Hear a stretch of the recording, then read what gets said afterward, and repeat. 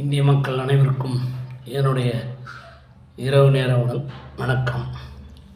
வர இருக்கின்ற 9ஆம் தேதி, அதாவது செப்டம்பர் 9ஆம் தேதி நமது நாட்டின் தலை சிறந்த துணை ஜனாதிபதி தேர்தல் நடக்க இருக்கிறது.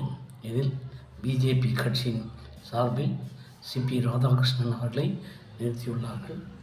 இந்திய கூட்டணி கட்சியின் சார்பில் எஸ் ரெட்டி அவர்களை நிறுத்தியுள்ளார்கள்.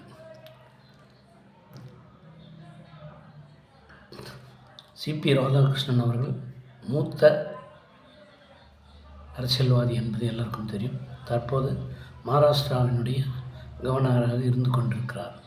அதே சமயத்தில் எஸ் ரெட்டி அவர்கள் சுப்ரீம் கோர்ட்டின் நீதிபதியாக இருந்தவர் என்று குறிப்பிடத்தக்கது. பல சிறந்த வழக்குகளை எடுத்து நடத்தியுள்ளார் என்பதும் தெரிய வந்துள்ளது. இருந்தாலும் என்னை பொறுத்தவரை ஒரு சில கருத்துக்களை கூற விரும்புகின்றேன். இவர்கள் 2 பேரில் மாண்புமிகு சிபி ராதாகிருஷ்ணன் அவர்கள் 99.9% வாக்குகளை பெற்று துணை ஜனாதிபதியாக தேர்ந்தெடுக்கப்படுவார் என்று கருதுகிறேன். அதே சமயத்தில் எஸ் ரெட்டி அவர்கள் தலை சிறந்த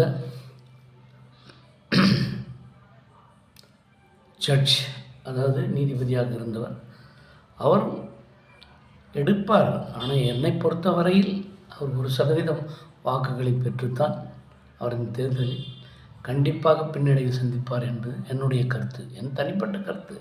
எனக்கு உரிமை இருக்குது எல்லாத்தையும் சொல்கிறதுக்கு. அதனால் யாரையும் காக்கா பிடிச்சி இதெல்லாம் பண்ணுறதில்ல.